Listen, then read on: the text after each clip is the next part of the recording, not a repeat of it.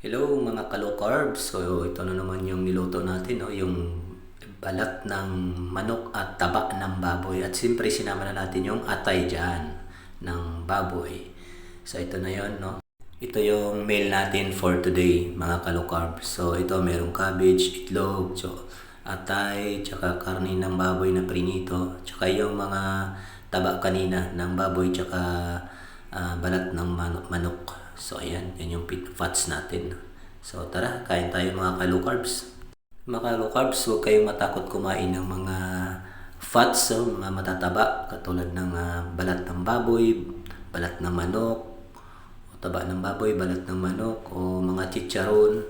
Dahil pagka naglo-low carbs tayo mga ka-low carbs, yan yung ano natin, yan yung dyan tayo kumukuha ng energy ng katawan natin. Dyan kumukuha ng energy dahil tinanggal na nga natin yung carbohydrates tsaka yung sugar sa katawan natin. So, dyan na yun kumukuha ng energy yung katawan natin sa fats na kinakain natin. No? So, huwag kayong matakot kumain yan dahil tinutunaw lang din yan ng katawan natin. So, masarap po kumain, masarap po mag-low carb dahil lahat ng bawal dati ay nakakain na natin mga ka-low carbs. Basta mga ka-low carbs, pag nag-low carbs kayo, lahat talaga ng carbohydrates na maring merong mataas na carbohydrates sa mga pagkain ay huwag nyo nang kainin o tanggalin nyo na yan, i-out na yan sa mga pagkain ninyo. Tulad ng pasta, pansit, rice, tinapay, at ano pa man na merong mataas na content o mataas siya sa carbohydrates. At isa pa, at syempre yung sugar, no? Tanggalin na talaga yan. Lahat ng may content na sugar sa mga pagkain ay tanggalin na natin para mawala na yung mga cravings na nangyayari dati o mga nararamdaman natin dati. Kasi kung may sugar tayo, no, may mga matatamis pa rin tayong kinakain, nandyan pa rin yung craving sa lahat ng mga pagkain. Nandyan yung madalas kang magutom, madali kang gutumin, at nagki-craves ka pa sa mga ano-anong pagkain. Pero kung strict low carbs ka talaga, no, wala kang sugar, walang lahat ng carbohydrates, low carbohydrates lahat ng kinakain mo, ay ang tagal mong gutumin kapag ang kinakain mo ay matataas sa protina, merong fats, merong fiber. Ako nga, isang bis lang ako nakain sa isang araw. Alas 9 lang yan. Minsan, 48 hours pa nga akong nagpa-fasting. So, hindi ako nagki-craves, hindi ako nagugutom dahil sa strict low carb tayo. So, subukan yung mag-low carbs mga ka-low carbs para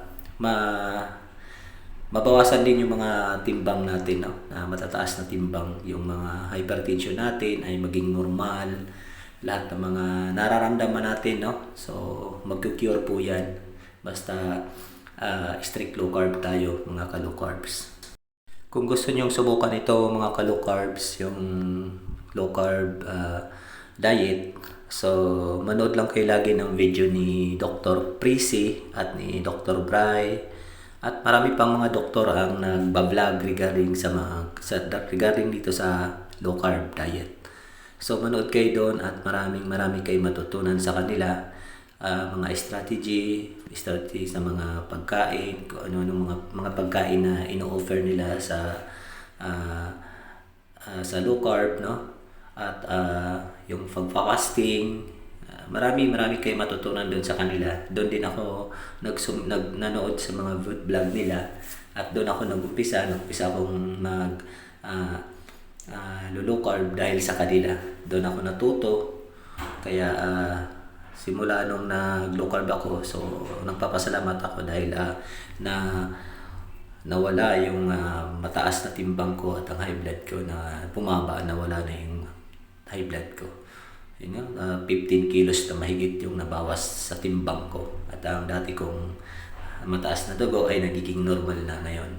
At salamat sa Diyos at nakilala ko itong low carb diet na ito. So yun mga ka-low carbs, basta manood lang kayo sa mga vlog nila Dr. Prisi, Dr. Brian, dahil doon malalaman mo kung ano yung pwede natin kainin at ano-ano yung mga hindi dapat natin kainin mga ka-low carbs. So, marami kayong matutunan doon sa kanila. So, subukan nyo ang ganitong diet at napaka-effective. Mabisa talaga at ma-recommend ako talaga sa inyo ang ganitong klaseng diet sa atin. Lalo na kung ikaw ay stress na dyan sa katabaan mo. Subukan mo ito mga ka-low carbs at maraming salamat.